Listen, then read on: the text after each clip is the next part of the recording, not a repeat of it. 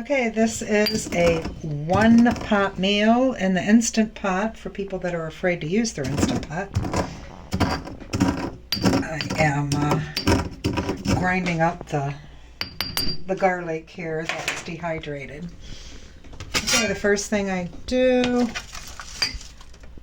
cabbage on the bottom. If you don't like cabbage, leave it out. If you like it, put more.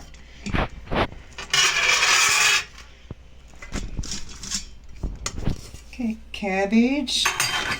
I have half an apple, just to give the cabbage a little sweetness, without sugar. This is dehydrated peppers. We'll just sprinkle that on top. This is dehydrated garlic. Again, just sprinkle it on top. Carrots. Well, this will be all one pot. Takes just a few minutes. And it's truly that easy. Okay, in the Instant Pot, the 6-quart, which is what I have, you have to have 1 cup of any liquid. I'm putting broth. You can use water, you can use whatever you want to use. Okay, now I'm going to put in a pork tenderloin. It says cooking bag. Yeah, I don't do it. This is the peppercorn one. They come in a lot of flavors. Put that in there.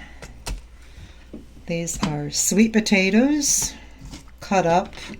I try to cut them up about the same thickness as the meat because they seem to get done at the same time.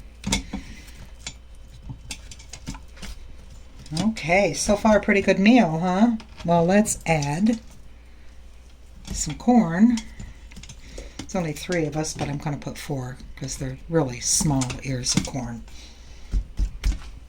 And that's all that goes in there.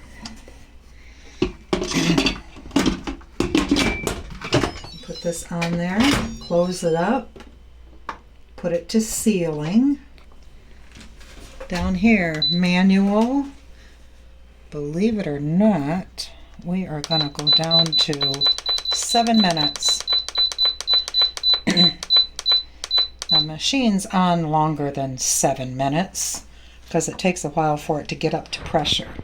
Once it gets up to pressure, this little thing up here will pop up and then you can no longer open it. And then the countdown will start. When it gets up to pressure, it'll start at 7 and then go, 6, 5, 4.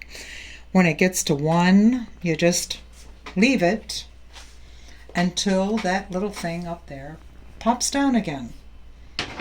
That's it. That's dinner. I'll show you what it's like when it's done.